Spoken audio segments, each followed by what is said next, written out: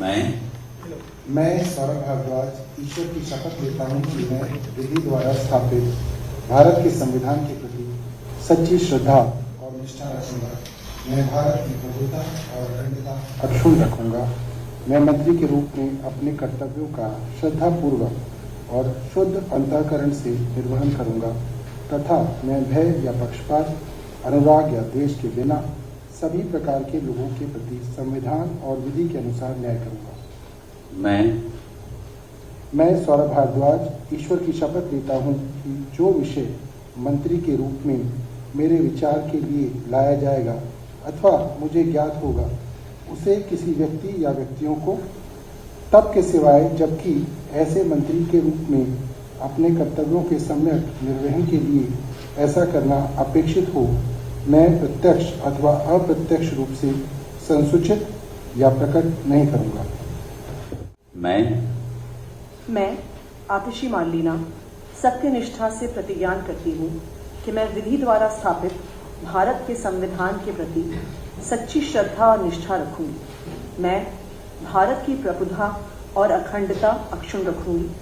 मैं मंत्री के रूप में अपने कर्तव्यों का श्रद्धापूर्वक और शुद्ध अंतःकरण से निर्वहन करूंगी तथा मैं भय या पक्षपात, अनुराग या द्वेष के बिना सभी प्रकार के लोगों के प्रति संविधान और विधि के अनुसार न्याय करूंगी। मैं आतिशी मार्लिना सत्यनिष्ठा से प्रतिज्ञान करती हूँ कि जो विषय मंत्री के रूप में मेरे विचार के लिए लाया जाएगा अथवा मुझे ज्ञात होगा, उसे किसी व्यक्ति या व्यक्तियों को तब के सिवाय जबकि ऐसे मंत्री के रूप में अपने कर्तव्यों के संवत निर्वहन के लिए ऐसा करना अपेक्षित हो, मैं प्रत्यक्ष अथवा अप्रत्यक्ष रूप से संसूचित या प्रकट नहीं करूँ। आज सौरभ भारद्वाज जी और आतिशी जी ने शपथ ली है नए मंत्रियों के तौर पे।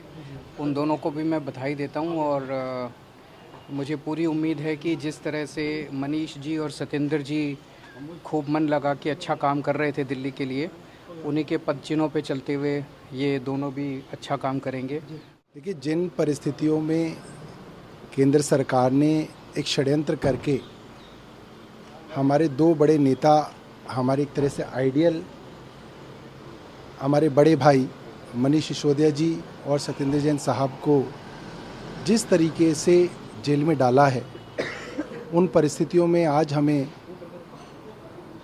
उनका काम संभालना पड़ रहा है। और जैसे भगवान राम 14 साल के वनवास पे भेजे गए और उनके पीछे उनके छोटे भाई भरत ने उनकी जिम्मेदारी संभाली, हम दोनों भी उसी तरीके से उनकी जिम्मेदारी संभालने के लिए यहाँ पे हैं। और जैसे ही हमारे जो श्रद्धेय हैं सत्येंद्र जी और मनीष जी वापस आएंगे, वो अपनी जिम्मेदारियाँ वापस संभालेंगे, ऐसी हमारी आशा है और ऐसी हमारी प्रभु से जो है हमारा विनय है कि ये जल्द हो। आपको स्वास्थ्य यूडी वाटर इंडस्ट्रीज का डिपार्टमेंट मिला है, क्या इतनी जिम्मेदारियाँ होगी, इनमें कैसे निर्वहन कर पाएंगे उसका? स्वास्थ्य की एक बड़ा महकमा है, बड़ी चुनौतियाँ हैं।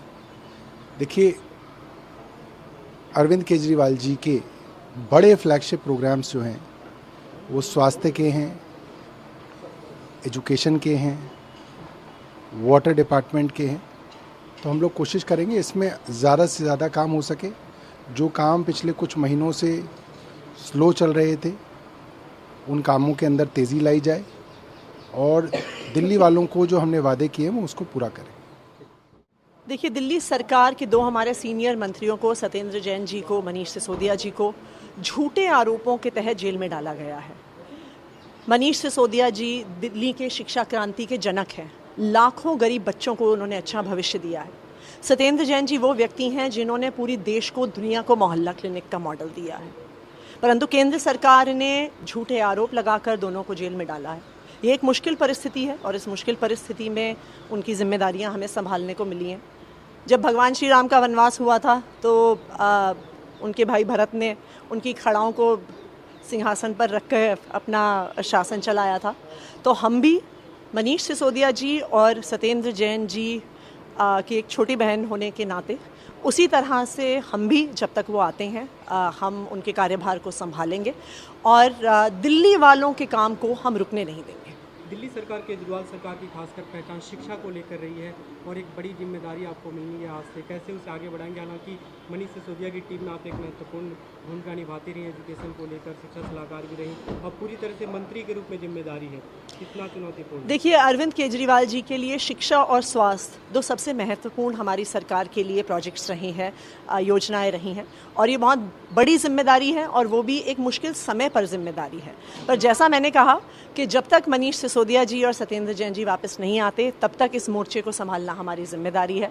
वो दोनों जब जेल से छूटेंगे, और हम उम्मीद करते हैं वो जल्द से जल्द हो, तो फिर से वो दोनों ही अपनी जिम्मेदारी को संभालेंगे। पदभार ग्रहण कर रहे हैं सभी? कल सुबह हम लोग पदभार ग्रहण करेंगे। हमसे जुड़े रहने के लिए हमारे YouTube चैनल को सब्सक्राइब करें और नई वीडियो की नोटिफिकेशन के लिए बेल आइकॉन को दबाएं।